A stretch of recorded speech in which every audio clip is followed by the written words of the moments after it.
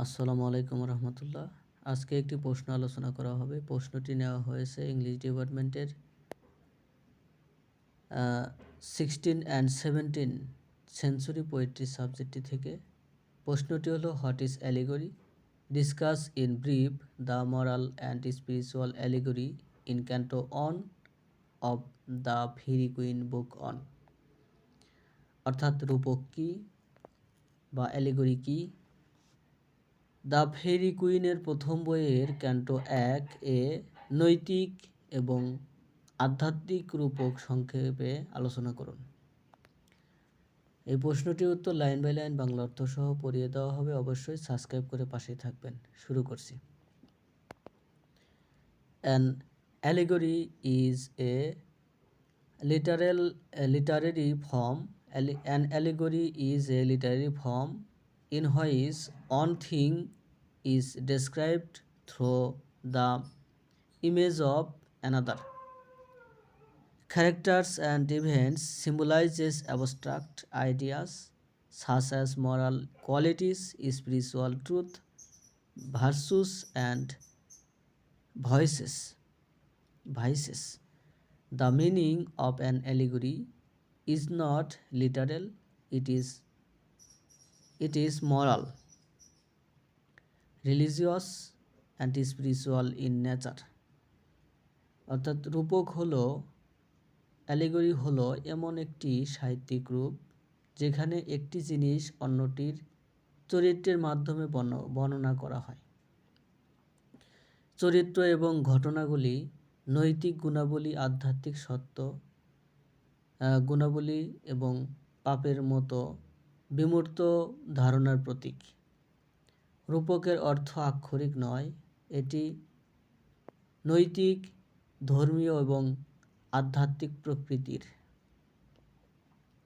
In the Faerie Queene book one canto one, Spenser presents a moral and spiritual allegory based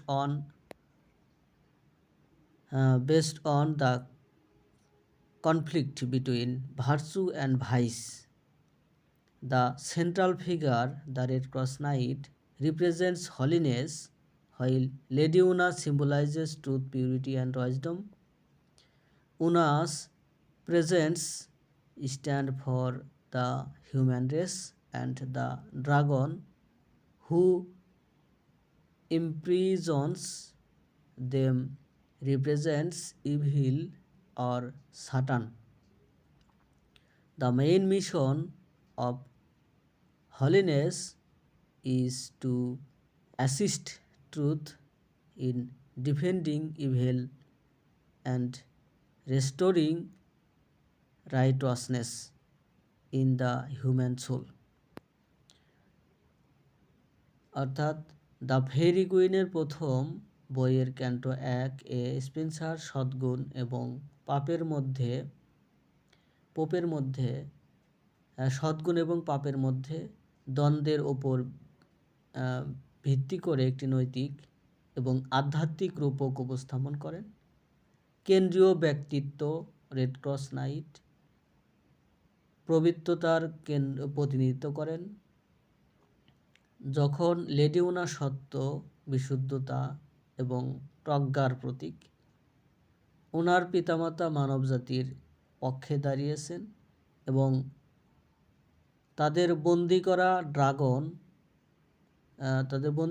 dragon মন্দ ও শয়তানের প্রতিনিধিত্ব করে। পবিত্রতার মূল লক্ষ্য হলো মন্দকে পরাজিত করতে এবং মানব আত্মায় ধার্মিকতা পুনরুদ্ধারে সত্যকে সহায়তা করা। At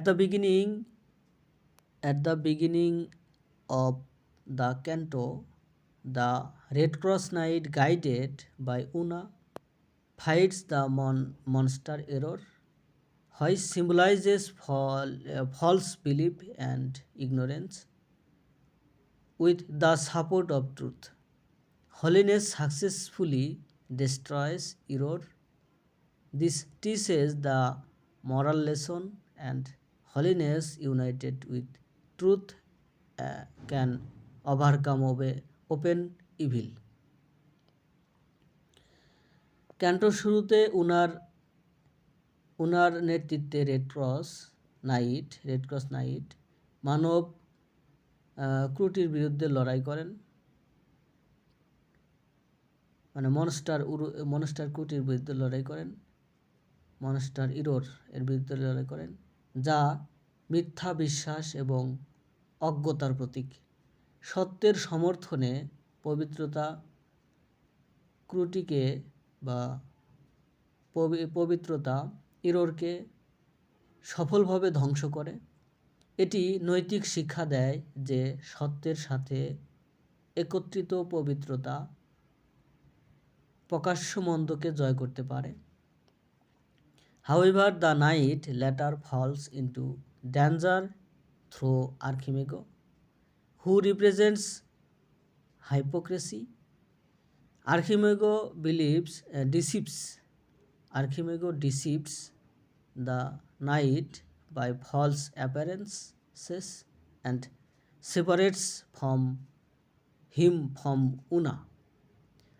This shows that disguised evil is more dangerous than open evil. যাই হোক, নাইট পরে আর্কিমেগোর মাধ্যমে বিপদে পড়ে, যিনি ভণ্ডামির প্রতিনিধিত্ব করেন। আর্কিমেগো মিথ্যা উপস্থিতি দ্বারা নাইটকে প্রতারিত করেন এবং তাকে উনা থেকে আলাদা করেন। এটি দেখায় যে ছদ্মবেশী মন্দ প্রকাশ্য মন্দের